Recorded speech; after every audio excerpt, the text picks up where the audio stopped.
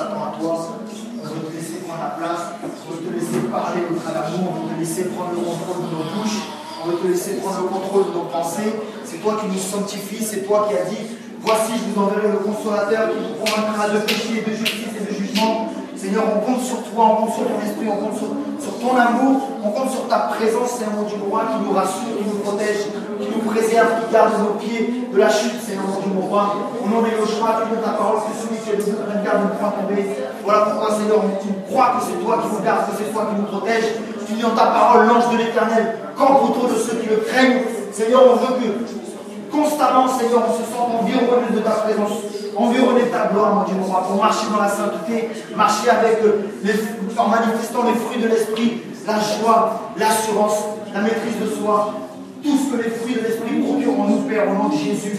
Tu es Dieu, tu as commencé un travail dans la vie de chacun de nous. On croit, Seigneur, par la foi que tu l'amèneras à la perfection, parce que tu es un Dieu qui commence et qui achève ce qu'il a commencé, Seigneur.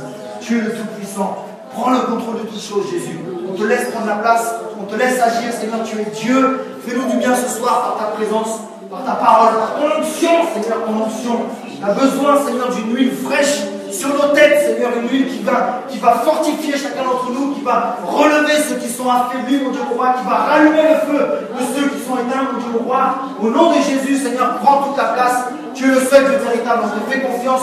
Tu cherches des vrais adorateurs qui t'adorent en esprit, en vérité. On veut être vrai devant toi, on veut être simple, on veut être vrai. On t'ouvre nos cœurs ce soir, on crie à toi et on te laisse agir, Seigneur. Tu es Dieu, le seul et l'unique Dieu, celui qui a changé nos vies, celui qui nous a appelés des ténèbres à ton admirable lumière.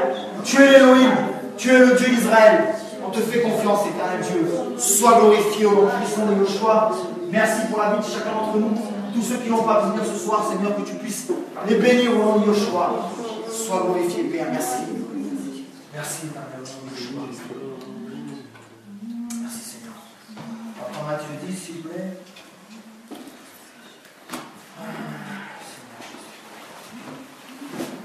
Bon, mais pareil, on aurait pareil.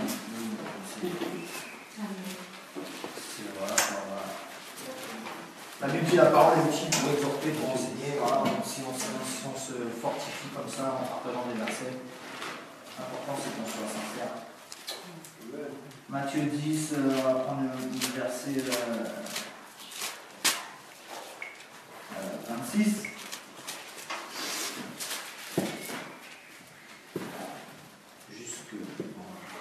Amen. Amen. Ne les craignez donc point.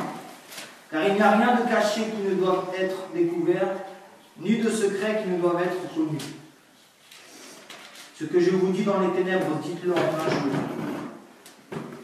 Et ce qui vous est dit à l'oreille, prêchez-le sur les toits. Ne craignez pas ceux qui tuent le corps et qui ne peuvent tuer l'âme. Craignez plutôt celui qui peut faire périr l'âme et le corps dans la géhenne. Ne vend-on pas de passereaux pour un sou? Cependant, il n'en tombe pas un à terre sans la volonté de votre Père. Et même vos cheveux sont tous comptés. Ne craignez donc point, vous valez plus que beaucoup de passereaux. C'est pourquoi quiconque se déclarera publiquement pour moi, je me déclarerai moi aussi pour lui devant mon Père qui est dans les cieux. Mais quiconque me reniera devant les hommes, je le renierai aussi devant mon Père qui est dans les cieux. Ne croyez pas que je sois venu apporter la paix sur la terre. Je ne suis pas venu apporter la paix, mais l'épée. Car je suis venu mettre la division entre l'homme et son père, entre la fille et sa mère, entre la belle-fille et sa belle-mère, et l'homme aura pour ennemi les gens de sa maison. Celui qui aime son père ou sa mère plus que moi n'est pas digne de moi. Et celui qui aime son fils ou sa fille plus que moi n'est pas digne de moi. Celui qui ne prend pas sa croix et ne me suit pas n'est pas digne de moi. Celui qui conservera sa vie la perdra, et celui qui perdra sa vie à cause de moi la retrouvera. Amen. En fait, ce passage-là, ça m'a interpellé déjà par rapport à ce que disait Lorraine. C'est vrai, on n'a pas besoin de parler de Jésus tout le temps à tout le monde, même s'il faut le faire, mais j'aimerais vous interpeller sur un point, c'est que si déjà nos vies, ce n'est pas un témoignage, on sait qu'il y a des choses qui ne vont pas, le fait de parler de Jésus aux gens, ça donne pas gloire à Dieu, parce que les gens vont s'identifier à ce que nous sommes, Et si ce que nous sommes n'est pas bon, le fait qu'on parle de Christ, ils vont remettre ça sur la faute de notre Dieu, puisqu'on leur représente notre Dieu.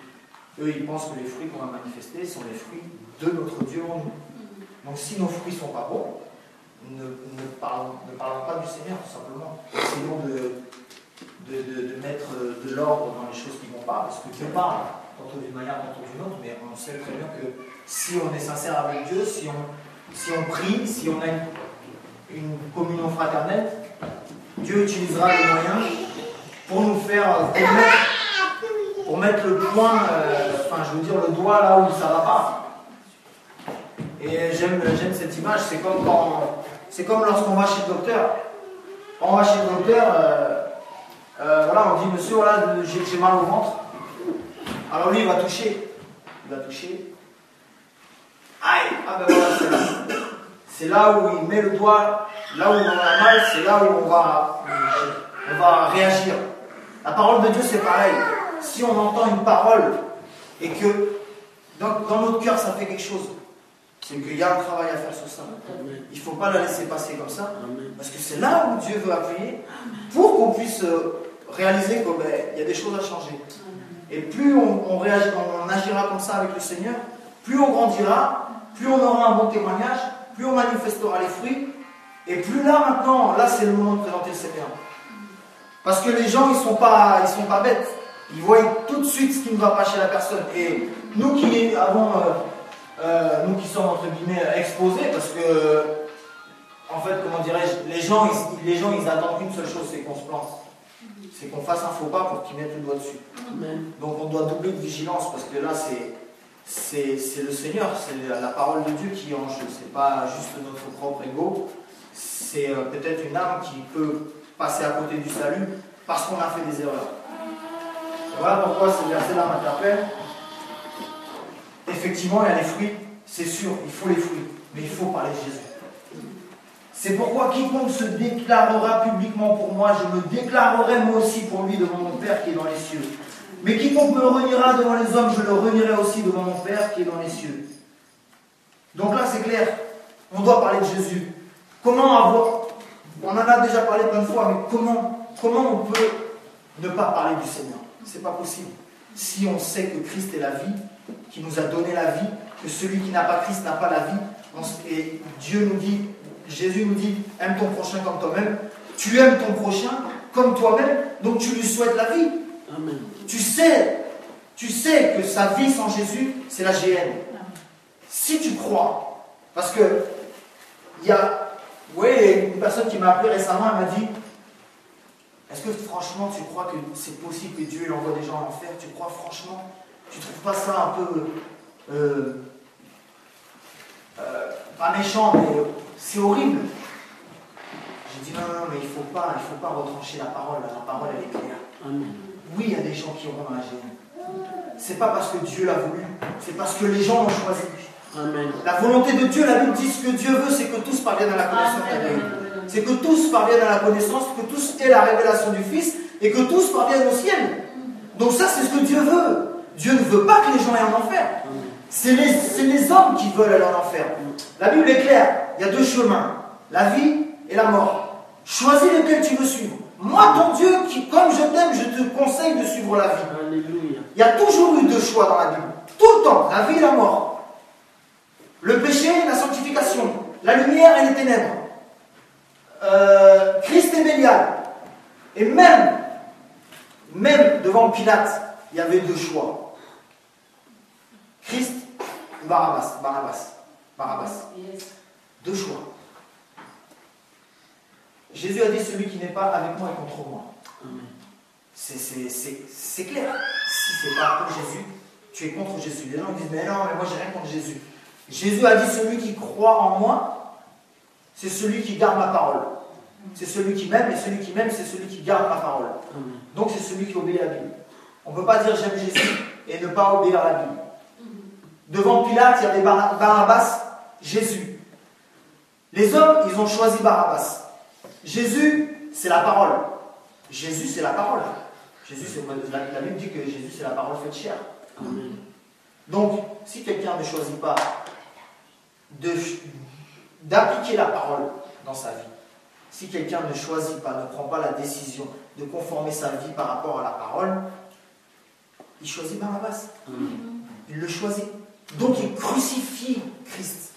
Il choisit de crucifier Christ. Puisque Christ est la parole et lui il choisit Barabbas, il crucifie Christ.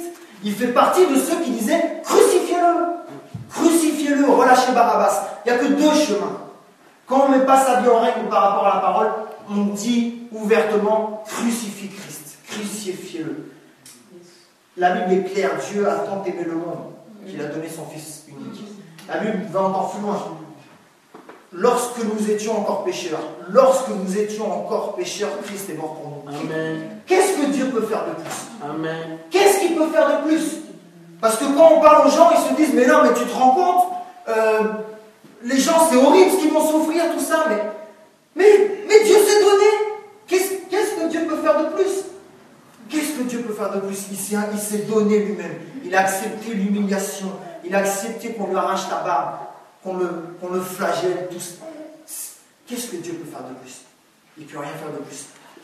Je dis ça pour pas qu'on ait de sentiments humains qui fait qu'on va commencer ah oui, mais peut-être c'est vrai. C'est vrai que Dieu, il est tellement amour qu'il nous pardonne. Mais la Bible est claire. Dieu ne peut pas. Vous savez, une fois je parlais avec quelqu'un, et là, c'est vraiment un personnage que je vous dis, il ne faut pas que ça soit interprété. Et elle me disait, mais alors pourquoi Dieu a fait tout ça? Parce que Adam et Ève ont péché, oui. Dieu savait qu'ils allaient pécher, oui. Lucifer s'est fait précipiter, oui. Dieu savait, oui. Mais mes frères et sœurs, la Bible dit que Dieu, ce qu'il veut, c'est l'amour. Dieu, ce qu'il cherche, c'est l'amour. Et il n'y a pas d'amour sans test. C'est pas possible. Et j'avais donné cet exemple à cette personne, et je pense qu'elle l'a très bien compris. C'est comme si, voilà, c'est comme si notre frère Flavien, il va voir Simon, et il lui dit, bon écoute, ce soir je m'en vais avec maman, avec Élie, Rachel, tu es tout seul à la maison. Tu fais pas de bêtises, et tu touches pas la voiture. Parce qu'on sait que, voilà, par exemple, Simon, il a un petit penchant pour la voiture, il aime jouer aux jeux vidéo, les jeux de voiture. Donc, par précaution, Flavien lui dit, tu ne touches pas la voiture, tu n'as pas l'âge de conduire, tu ne la touches pas. Maintenant, si Flavien, il transmet l'info à Simon, mais que, par précaution, Flavien, il débranche la batterie, il cache les clés, il met un verrou au garage, il met un système d'alarme, il avertit tous les voisins, surveiller Simon, et il dégonfle les pneus. Et là, il rentre. Donc, il rentre de sa soirée, et il rentre, et il voit, ah, la voiture n'a pas bougé, Simon, t'es un bon garçon, tu m'as obéi. C'est là une preuve d'amour? Non, parce que de toute façon, même s'il aurait voulu la prendre, il n'aurait pas pu. Vous êtes d'accord avec moi? Amen. Maintenant, le même cas, mais là, Flavien, garage ouvert, tous les voisins sont en vacances, les clés sont sur le contact, il y a le plein d'essence, tout est nickel. Vous voyez ce que je veux dire? Amen. Flavien, il rentre, la voiture n'a pas bougé. Là, il sait que là, son fils, il a fait sa volonté. Amen. Il a obéi par amour pour son père. Vous êtes d'accord avec moi? Comment Dieu pouvait nous créer? Lui qui cherche l'amour, il cherche l'amour. L'amour, ça se teste. Parce que sinon, c'est pas de l'amour, c'est qu'il n'y a pas le choix. En fait, il n'y a pas d'amour sans choix. Voilà. Et pour qu'il y ait un choix, il faut qu'il y ait une option A et une option B. C'est là que le choix va devoir s'appliquer. Est-ce que je prends l'option A ou est-ce que je prends l'option B? Est-ce que je prends la voiture, j'obéis à mon père, ou est-ce que je le désobéis et je ne prends pas la voiture? Mais dans le cas qu'on a pris, si la voiture ne peut pas être prise, il n'y a pas de choix. Vous êtes d'accord avec moi? Dieu qui cherche un amour parfait, il était obligé, il faut qu'il y ait. Rendons-nous compte, le jardin d'Éden, il y avait tout. Dieu a dit, tu manges tout ce que tu veux, tout ce que tu veux, c'est pour toi, Adam. Prends soin de tout, juste un seul arbre. Ce fruit-là, tu n'en prendras pas, juste un. Mais nous, on voit ça comme ça, peut-être il y avait 10, 15 arbres. Mais non, c'était l'Éden, il y avait tout en abondance, juste un. C'était juste ça qui fait que Dieu pouvez voir la fidélité d'Adam, vous pouvez voir l'amour d'Adam, c'était juste pour cette petite chose-là. Adam aurait pu faire tout ce qu'il voulait, juste ça. Et ça, il a touché. Mais Dieu n'a pas fait ça pour qu'Adam touche. Dieu a fait ça pour voir, est-ce que tu m'aimes vraiment? Est-ce que tu vas... Il y a tout ça. Mais si tu prends ça, franchement, c'est que tu m'aimes pas. Vous voyez ce que je veux dire? Donc l'amour doit être testé. L'amour doit être testé, il faut que celui qui manifeste cet amour ait un choix. Amen. Voilà pourquoi Dieu a fait ça. Donc c'est ce que j'expliquais. C'est ce que j'expliquais à cette personne qui m'a posé la question. Pourquoi Dieu il a permis ou il a créé le mal? Non, Dieu n'a pas créé le mal. Dieu a créé Lucifer. Dieu a créé Lucifer avec un libre arbitre comme nous tous. Lucifer a pris la décision de vouloir prendre la place de Dieu. Mais Dieu ne l'avait pas créé comme ça. Amen. Parce qu'encore une fois, si Dieu l'aurait créé comme un robot qui dit Dieu je t'adore, Dieu je t'adore, Dieu je t'adore, Dieu n'aurait pas été un Dieu d'amour. Parce que le fait que Dieu est un Dieu d'amour, il doit mettre dans Lucifer la possibilité de choisir. Amen. Amen. On ne doit pas se laisser, comme j'ai dit tout à l'heure, un peu refroidir ou ah ouais, c'est vrai que en fait, pourquoi il a fait ça alors? Dieu est amour, la Bible est claire. Dieu est amour. Et le Dieu de la Bible, c'est un Dieu d'amour. Ce que les autres dieux ne sont pas. J'ai eu l'occasion d'avoir un partage. Voilà, si vous voulez tout savoir, je voulais partager sur le Coran ce soir. Je voulais venir avec un Coran et qu'on apprenne, parce que bon, on dit oui, on se laisse conduire et tout. Oui, on se laisse conduire. Mais par exemple, quand on prend les affermissements, c'est quelque chose qu'il faut. C'est pas on se laisse conduire un mardi, tiens, Dieu m'a mis à cœur de partager les affermissements. Non, c'est quelque chose qu'on prend quotidiennement. On a besoin des bases, on a besoin des affermissements, on a besoin. Ben là, je pense, pour ma part, je pense que c'est pareil. D'un point de vue des autres religions, on doit connaître. On doit connaître. Il y a 2 milliards de musulmans sur la terre, presque. 2 milliards. Comment nous qui sommes chrétiens et qui sommes censés aimer nos prochains, on doit s'intéresser aux autres religions pour apprendre à les connaître, pour qu'on puisse aller les voir. Donc j'avais prévu entre guillemets de partager sur le Coran, mais finalement voilà, je pense qu'il faudra plus de temps, et si Dieu permet en tout cas. Et je pense que ce sera des bases qu'on a tous besoin d'avoir, parce que c'est des gens qui ont besoin de Dieu. Et je rebondis là-dessus par rapport à ce que je veux dire. C'est des gens qui n'ont pas un Dieu d'amour, qui ne connaissent pas l'amour. Tu feras ça, tu me diras, parce que ma fille elle est musulmane. Pas de souci. Je vais un message. Ils n'ont pas un Dieu d'amour comme nous. On a vraiment la grâce d'avoir un Dieu qui dit je suis un Dieu d'amour et je t'aime. Ce qui n'est pas du tout dans le Coran. Il n'y a pas le mot amour dans le Coran. Il y a le mot miséricorde, crainte, tout ce que vous voulez, mais il n'y a pas amour. Ça, c'est l'amour, c'est Jésus. Et j'ai des amis musulmans qui sont venus chez moi la semaine dernière. Je ne vais pas partager ça, mais bon, bref. On a partagé toute la nuit jusqu'à 7h du matin. De 1h du matin jusqu'à 7h du matin, toute la nuit. Coran, Bible, toute la nuit. Opposition, mais non, c'est pas possible, le Coran, tout ça, tac. On ouvre le Coran, tac. On ouvre la Bible, tac. Pas du tout convaincu, vraiment les gars, non, tu peux pas dire ça, c'est un blasphème, Dieu n'a pas enfanté, etc. Tac, on se quitte. Bon les gars, bonne nuit. Le lendemain matin, on a dormi 3 ou 4 heures. Le lendemain matin, à 10h30, les 2 mêmes musulmans, ils reviennent encore chez moi. Il dit, qu'est-ce que tu voulais nous partager hier? T'avais pas fini. J'ai dit, ah bon, on n'a pas fini? Paf, Coran, Bible, tac. J'ai dit, vous avez bien dormi les gars? Non, on n'a pas bien dormi du tout. Ils n'avaient pas dormi de la nuit parce que le Saint-Esprit agit. Le Saint-Esprit agit, mes frères et sœurs. Vous savez, il faut que je me rappelle de ce que je veux dire parce que je vais partir sur autre chose. Quand on plante une graine, qui nous en... La foi, la Bible est claire, la foi c'est une ferme assurance des choses qu'on ne voit pas. Moi je te donne une petite graine, un petit gravier comme ça, et je te dis, voilà ce que ça va devenir. Et je montre un gros pommier rempli de pommes. Mais il faut un miracle pour faire ça. Puisque c'est un tout petit... Il faut que tu mettes ta foi là-dedans, pour que tous les jours tu viennes et que tu l'arroses, tu crois que ça va devenir ce que tu as vu. On est d'accord ou pas? Amen. Eh bien la foi c'est pareil. La foi c'est pareil. Donc, tu mets ta foi en pratique et tu verras. La parole de Dieu, la Bible dit c'est une semence. Tu sèmes, tu arroses, et la Bible dit c'est Dieu qui fait croître. Et bien là, c'est exactement ce qui s'est passé. On a partagé, on a semé, d'autres frères ont arrosé, mais c'est Dieu qui a fait croître. Et le lendemain matin, mes amis, ils ont mal dormi. Ils n'ont pas du tout bien dormi, parce que Dieu a fait croître cette nuit-là. Amen. Et alors ils me disent, oh là, on n'a pas bien dormi, là, il y a des choses bizarres. Je dis, bon, on va aller droit au but. On reprend le Coran, on reprend la Bible, on repartage tous les versets. Et là, maintenant, je vous dis d'où vient le Coran. Alors voilà, donc, bref, on aura l'occasion de partager. Mes frères et sœurs, je suis dans la joie de vous partager ça parce que c'est des choses que Dieu agit. Dieu agit. Mon ami, on s'est quitté comme ça en disant, bon écoute, on aura l'occasion d'en discuter, en tout cas que Dieu nous guide. Et en rentrant sur la route, c'est un ami qui vient de Toulouse, donc il y a 5 heures de route. En rentrant sur la route, ils étaient deux à faire la route. Donc je vais donner les noms pour que ça soit clair pour vous. Il y avait Ange, qui est un ami à moi, et Abdoulaye. Et Abdoulaye, c'est celui dont je vous parle, avec qui j'ai partagé le Coran. Et au bout de 2 heures de route, c'est maintenant Ange qui m'appelle et qui me dit, Abdou, il est en train de pleurer. Abdou, il pleure à côté de moi, il est en train de pleurer, il a dit que Jésus, c'est le seul Dieu qui est amour. Amen. Toute la nuit, à partager, mais rien.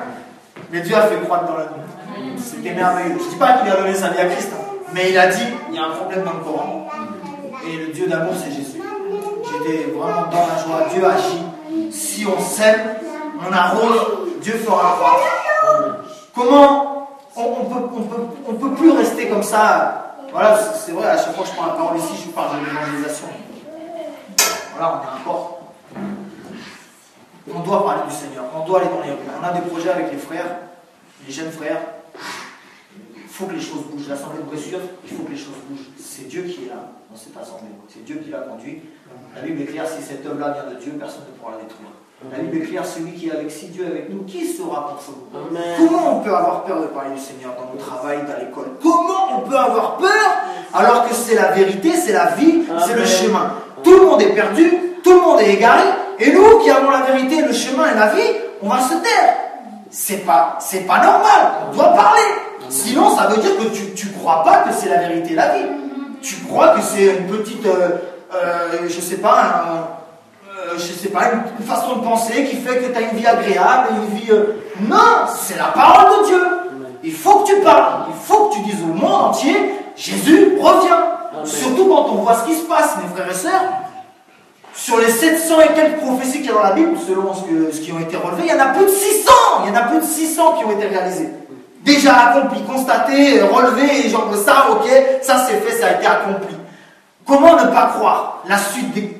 Comme une personne m'a appelé récemment, t'es sûr que l'enlèvement ça va être comme ça, physique? Ça se trouve c'est spirituel. J'ai dit arrêtez, non! Non! La Bible elle est claire, toutes les prophéties de la Bible, toutes les prophéties elles se sont accomplies, je vous assure. Moi je suis curieux, quand je vois une prophétie, je vais voir s'il y a des traces, je vais voir s'il y a des preuves. On connaît la prophétie qui a été déclarée sur la ville de Tyr, sur la ville de Babylone.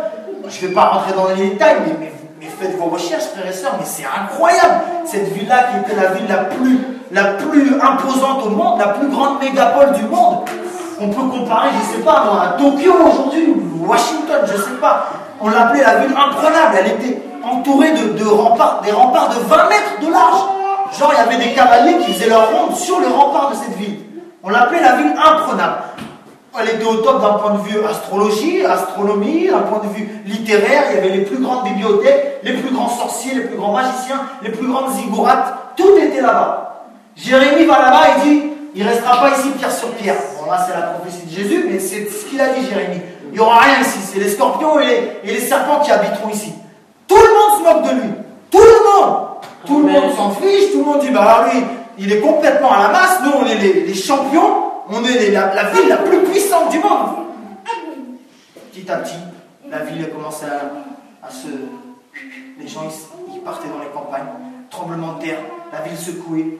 Aujourd'hui, je vous assure, j'ai des frissons quand je vous en parle. Tapez Babylone sur Google, images, c'est un désert. Il n'y a plus rien du tout. Les grands archéologues, les grands chercheurs, ils ont dit c'est impossible. La muraille de Chine, elle a 1000 ans. Elle est 1000 ans plus vieille. Mais il reste encore la muraille, on peut aller constater, les cailloux ils sont là. Babylone, il n'y a plus rien du tout. Il y a des scorpions et des serpents. C'est tout ce qu'il y a. Il n'y a plus rien. Vous savez, on sait que la force du juif c'est dans sa Torah. Et on sait que les musulmans, ce qu'ils veulent combattre, c'est les juifs. Donc, un monsieur qui s'appelait Saddam Hussein, je crois qu'on a déjà entendu parler de lui, Il a dit, la force des Juifs, c'est dans la Torah. Donc c'est dans la Bible, hein, pour ceux qui, voilà, on sait que la Torah, c'est dans la Bible. C'est la Bible. Il a dit, moi, je vais leur montrer que c'est pas leur vrai Dieu. Que leur Dieu, c'est pas leur vrai Dieu. C'est écrit que Babylone, ça sera jamais reconstruit. Ben moi, je vais y aller avec 1000 soldats à moi et on va aller poser un campement là-bas. Et vous savez quoi? Mais il y a été. Il n'a jamais réussi à construire quoi que ce soit. Amen. À chaque fois, il y avait des tremblements de terre. À chaque fois, il y avait des éboulements. À chaque fois, il y avait quelque chose, des tempêtes. À chaque fois, Dieu veille sur sa parole. Qui peut défier Dieu? Dieu a dit, il n'y aurait rien, on ne pourra pas, tu ne seras jamais reconstruite, c'est écrit. Tu ne seras jamais reconstruite. Dieu veille. Amen. La personne veut défier Dieu. Défier Dieu, il va avec ses soldats, il n'y a rien. Tremblement de terre, et bon, aujourd'hui, il est mort. Il n'est pas mort sur le chantier, mais il est mort, ce monsieur. Il a voulu défier Dieu, il est mort, il est décédé. Amen. Comment ne pas croire quand la Bible nous dit il y aura l'enlèvement de l'Église? Il y aura l'enlèvement de l'Église, mes frères et sœurs, il y aura l'enlèvement. Jésus-Christ, la Bible dit qu'il va paraître et on va le rejoindre sur les nuées du ciel. Amen. Mais il faut avoir de l'assurance. Quand on voit des prophéties comme ça qui ne sont pas passées au travers et que Dieu veille encore sur sa parole pour que ces prophéties-là ne soient pas abolies ou balayées, Dieu veille. Et Jésus va revenir. Amen. Et Jésus va revenir et tous les signes sont là. Alors, quand on voit des gens, comment on peut avoir honte de parler de ça? Comment on peut se retenir devant soi-disant des collègues? Oui, mais eux, voilà, c'est des blancs, ils ne peuvent pas, ils restent trop. Non, tu parles! Tu parles de Jésus, tu parles. Parce que ces gens-là, ils n'ont pas honte de parler de leurs femmes, de leurs problèmes d'alcool, qu'ils ont été volés hier, Mais vous, il y a bien un problème quand même, on se rend pas. Je suis au travail, les gens, ils parlent de leurs femmes. Mais genre, ils parlent de leurs femmes, leur vie privée. Et tout le monde est là. C'est la honte. C'est la honte. On peut passer des heures. Ils parlent de matchs de foot, ils parlent de mécanique. Mais dès que tu parles de Dieu, dès que tu parles de Jésus, c'est combattu tout de suite. Amen. C'est bien qu'il y a un problème. On vit dans un monde antéchrist, on vit dans un monde qui est anti-Dieu. Hier, on a regardé un film avec des frères. Un film qui vient de sortir il n'y a pas longtemps, Noé. Le film de Noé. On s'est dit, bon, voilà, pourquoi pas découvrir? Mais quelle abomination, mes frères et sœurs. Ils ont défié Dieu carrément, ouvertement. Défié Dieu dans ce film. Mais c'est incroyable comment des gens peuvent se positionner là. Ils pensent à un film, ils l'écrivent, ils mettent des scènes en place et tout. Mais pour défier Dieu. Dieu dedans, c'est un méchant. Noé, il fait des alliances avec des démons pour construire l'arche. Je vous assure, c'est grave. On vit dans ce monde-là. On vit dans ce monde-là.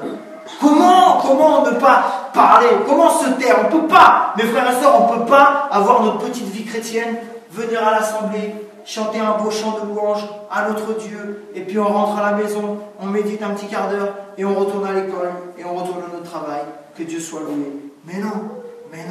La Bible dit le sort de l'homme sur la terre est comme celui d'un mercenaire, d'un soldat, d'un guerrier. La Bible nous l'appelle l'éternel des armées. L'éternel des armées. C'est nous ces armées. Alléluia. On doit être des soldats, on doit être des guerriers, on ne doit plus avoir honte. Jésus est clair, celui qui aura honte de moi, j'aurai honte de lui devant les anges. Comment avoir honte de Christ? C'est la lumière, c'est la vie, c'est la joie, c'est la paix. Les filles, elles se promènent n'importe comment, elles racontent leur vie sexuelle, leur vie débauche aux garçons, et puis voilà, et puis elles n'ont pas honte de ça. Mais maintenant, les sœurs qui se préservent, elles ont honte de le dire. Mais c'est un privilège de dire ça.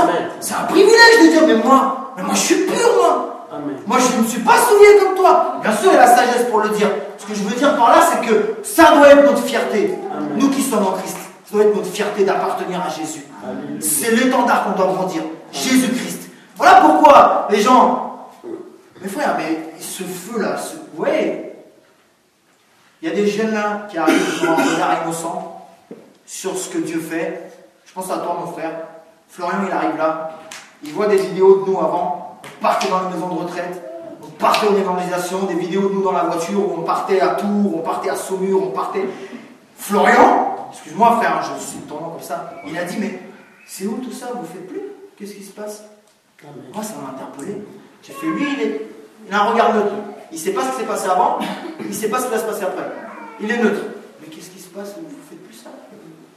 J'ai fait, wow, il y a un problème là. Qu'est-ce qui s'est passé? On s'est refroidi. Le premier amour, je pense que ça fait partie du premier amour quand la Bible dit ce que j'ai contre toi, c'est que tu as oublié ton premier amour. Quand je me suis converti, frère, j'ai fait des t-shirts, Jésus-Christ m'a sauvé. Je marchais dans mon quartier de musulmans, Jésus-Christ m'a sauvé. Bon, je l'aimais plus, j'ai pris du poids, mais c'est pas la question. Mais on était là. Quand Dieu nous touche, on est là. Mais petit à petit, la religiosité s'installe. La religion s'installe. Ouais, ben j'ai fait la parole. Mais souviens-toi, quand la parole a pénétré ton cœur, souviens-toi comment tu étais fou pour Jésus. J'avais rien à faire, moi, j'étais tout seul à mon travail comme ça avec ma Bible. Les gens, ils passaient là. Il est bizarre, lui. Il n'y a rien à faire. Rien à faire. C'est ce qu'on doit faire au quotidien. Ne pas se refroidir, ne pas se laisser apesantir ou ne pas se laisser. Voilà la religion. C'est pour ça, frère. La religion, elle nous guette tous, frère. C'est pas des blagues. Hein. Parce que la religion, c'est quoi? C'est un ensemble de personnes qui se rejoignent pour pratiquer des cultes ou des rites. Donc là, il n'y a pas la conduite de l'esprit. Et j'en profite de ce que je viens de dire pour rebondir sur autre chose. Une fois, j'étais là, le Seigneur m'a fait penser à quelque chose. Le peuple d'Israël, ils ont demandé un roi. Pourtant, Dieu régnait sur eux. C'est incroyable. Quand on lit comme ça, on dit, mais pourquoi ils veulent un roi? Sachant que Samuel, c'est Samuel. Hein. Samuel leur a dit, vous voulez un roi? Ben, il aura si, on prendra vos filles, on prendra vos fils seront ses serviteurs, on prendra vos champs. Vous êtes sûrs? On veut un roi! On veut un roi. Les frères, on fait la même chose. On fait la même chose, je vous assure, on fait la même chose. On attend un homme de Dieu qui va changer les choses. Dieu, il est où? C'est nous les hommes de Dieu, les femmes de Dieu, c'est nous. Donc quand on vient là, on ne doit pas s'attendre à ce qu'il y ait un roi qui rentre et qui dise la prédication c'est moi, la louange j'entonne quelque chose et on suit. Tu viens là, tu as quelque chose, tu te lèves, tu chantes et tu partages, tu te lèves, j'ai une petite déportation, tu viens, tu partages et puis on est frères et sœurs. Mais nous on attend un roi qui vienne changer les choses, donc Dieu ne peut pas agir. Dieu ne peut pas agir parce que peut-être qu'aujourd'hui c'était à toi de parler. Mais comme toi tu crois qu'il y a un roi qui est là, ben, tu vas laisser le roi faire. Et voilà, donc on voit le peuple d'Israël, ils ont fait des erreurs, nous on refait les mêmes erreurs. La Bible dit il n'y a rien de nouveau sous le soleil. Les choses de l'ancienne alliance, c'est l'ombre des choses à venir. Et c'est ce qu'on vit, c'est ce qu'on voit. Mes frères et sœurs, on doit prendre conscience, et moi aussi, je vous assure que moi aussi, parce que je ne suis pas de ceux qui se lèvent tout le temps ici. D'ailleurs, j'aime pas être devant, je vous l'ai déjà dit, mais ça c'est un autre problème. Mais bon bref, ce que je veux dire par là, c'est que nous tous, soyons impliqués. Dieu m'a mis à cœur quelque chose. Alléluia, on va. Il n'y a plus de on attend le diacre, on attend je ne sais pas qui, il n'y a plus ça. Sinon on va périr et on va faire périr nos frères aussi. Parce que Dieu leur confie un poste. Vous voyez, c'est comme une équipe de foot. C'est comme si on a dans l'équipe de foot, voilà, il n'y a pas de hiérarchie. Il y a des défenseurs, il y a des attaquants, il y a des ailiers, voilà. C'est des postes. Mais les ministères c'est pareil. C'est des postes pour que l'équipe soit bien organisée. C'est tout. C'est pas le défenseur, il doit défendre, il doit marquer, il doit faire les passes, il doit faire le milieu de terrain. Mais non, parce que le défenseur, il va s'essouffler là. Il va falloir un remplaçant au bout d'un moment. Chacun, on a tous des postes, tous un rôle à jouer ici, que chacun prenne position. Même si c'est rien, on a tous des dons naturels, on a tous des dons spirituels, on a tous. Il y a des personnes ici qui ont vraiment eu la grâce pour recevoir les gens, pour les accueillir. Même si tu ne connais pas la parole, mais tu fais ce que Dieu a mis en toi. Et je vous assure que ça va glisser. On prie, on veut voir Brisure changer, on veut voir des vies touchées. Il y a des jeunes partout dehors, mais qui s'en mettent plein le nez, plein les poumons, plein le gosier, et qui souffrent et qui souffrent. Je vous assure. On était là-bas, on a tout goûté. Je vous assure que c'est vrai. Comme Ecclésiaste. Moins de femmes que lui, mais franchement, on a tout fait. Je vous assure. Il n'y a que Christ. Il n'y a que Christ. Il n'y a que Jésus, on a tout essayé. Il n'y a que Jésus-Christ. Dieu est trop merveilleux. S'il a fait pour nous, pour vous, il peut le faire pour les autres. Et comme elle a dit la sœur, voilà, on voit les païens comme si c'était des... Oh, le païen. Oh, mais lui, c'est un païen. Mais toi aussi, t'es un païen. T'as juste été greffé. T'as juste été greffé à l'Olivier Franck. Mais t'es un païen, toi aussi. Que Dieu a gracié. Par la mort et la résurrection de Christ, tu as accès au salut. Mais tu es un païen qui a vécu dans le péché, toi aussi. Donc, les personnes dehors, rien n'est impossible à Dieu. Si deux personnes s'accordent pour demander quelque chose, Dieu nous exaucera. On doit se mettre au travail. C'est l'été, la Bible dit la moisson est grande, il y a peu d'ouvriers. Que Dieu nous envoie des ouvriers, des guerriers, des soldats. On va aller dans les rues, on va continuer le travail. On ne va pas se laisser abattre, on ne va pas se laisser la religion prendre place. Quand on voit des personnes qui arrivent toutes fraîchement, là, ils ont des tas de questions, ils ont dit waouh, ça c'est fort, ça, waouh, c'était ça au début. Et maintenant la Bible, on est tellement habitué de la lire. Mais alors que Dieu a beaucoup de choses à nous révéler encore, tellement de choses à nous communiquer, on a tellement de travail, on a tellement des caractères encore à changer, il y a tellement de choses. Reprenons les armes, mes frères et sœurs, reprenons les armes.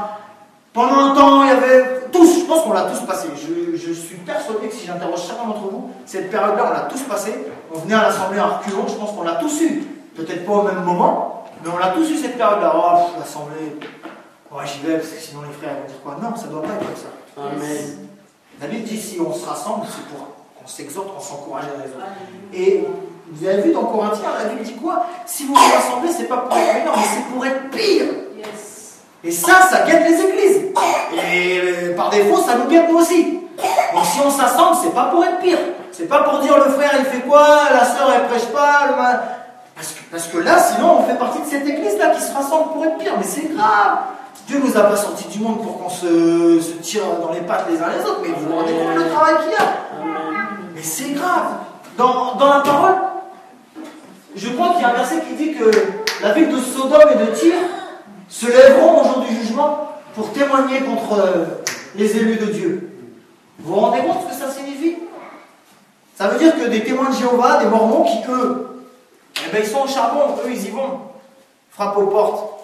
Ils y vont, hein, les mormons avec leurs pins, l'église de Jésus-Christ des saints des derniers jours. Bonjour, vous voulez une Bible, vous voulez un tract, bonjour, voilà, on fait telle et telle manifestation, venez, vous êtes invités. Mais ils évangélisent, les gars. Mais pourtant, on va dire, oui, c'est des sectes qui sont dans l'erreur. Mais les gars, ils se mouillent, ils y vont.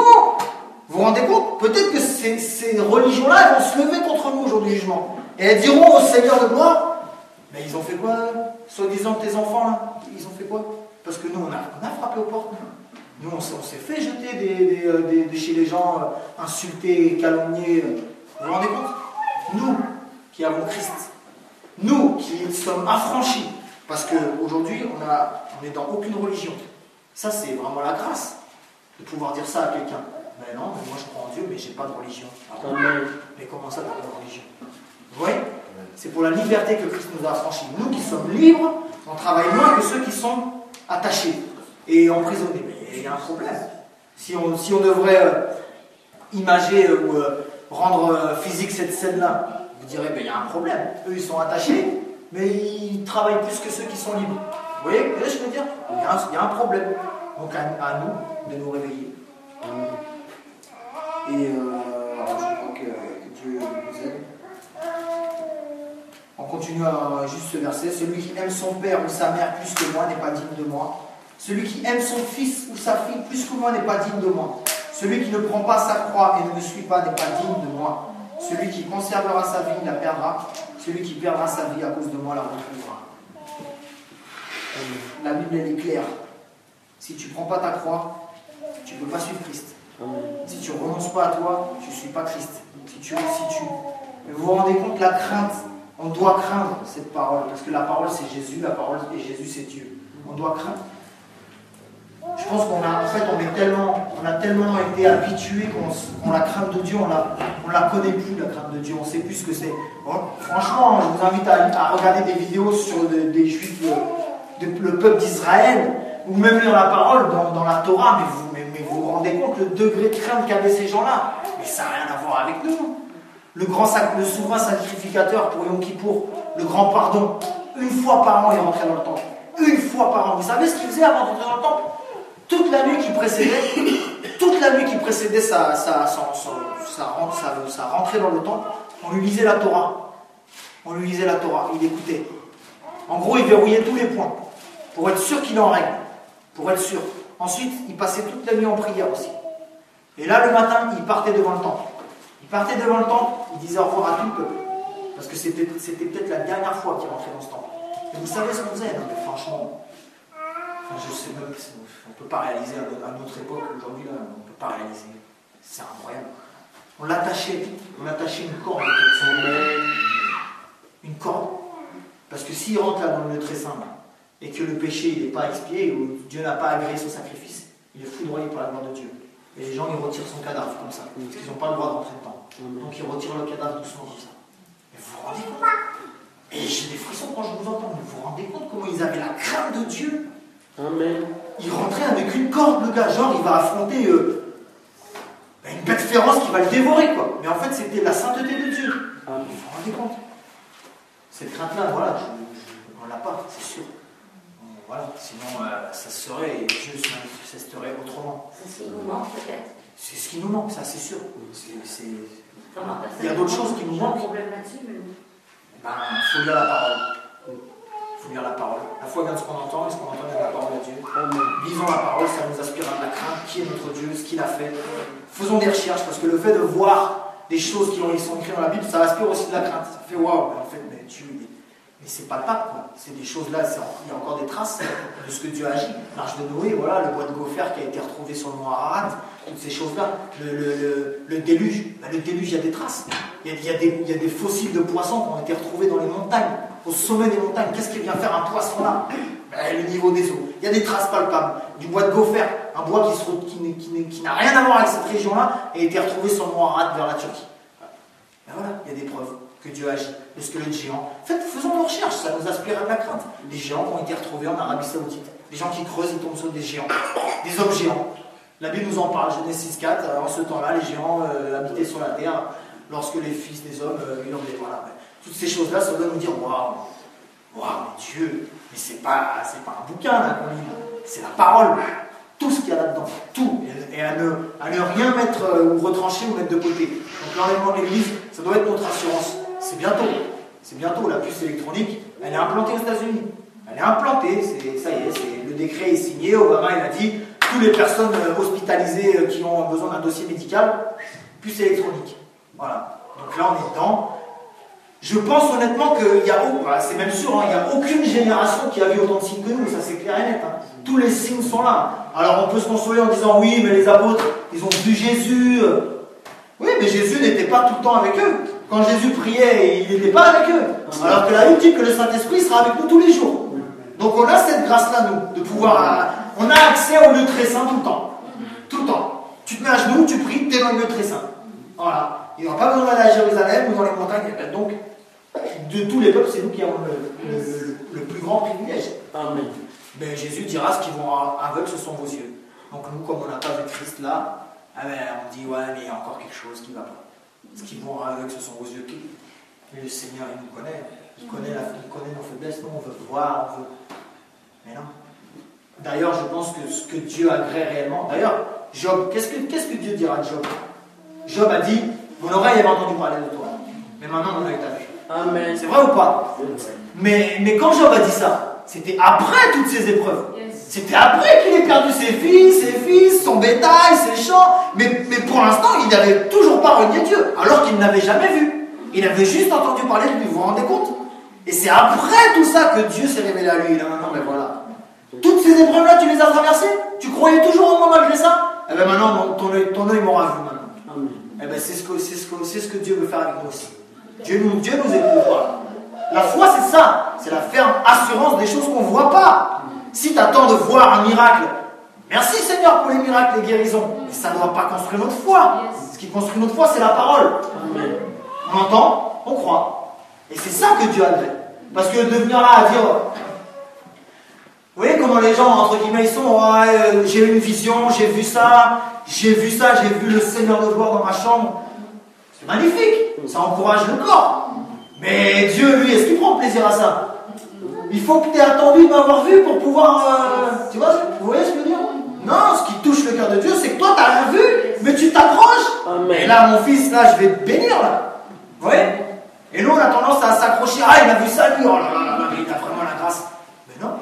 Parce que, regardons bien, ceux qui ont le plus de prophéties, le plus de songes, mais ils sont plus là aujourd'hui. Donc, c'était quoi leur foi? Voilà, c'était de l'impression, quoi. Genre, j'impressionne, ça m'a impressionné. C'est les sentiments humains qui sont touchés, mais dans le cœur, la parole, elle n'a pas pénétré. Amen. Donc, à nous de. Non, nous, c'est écrit, on croit, Seigneur. Amen. Pas besoin de croire. Que Dieu bénisse. Amen.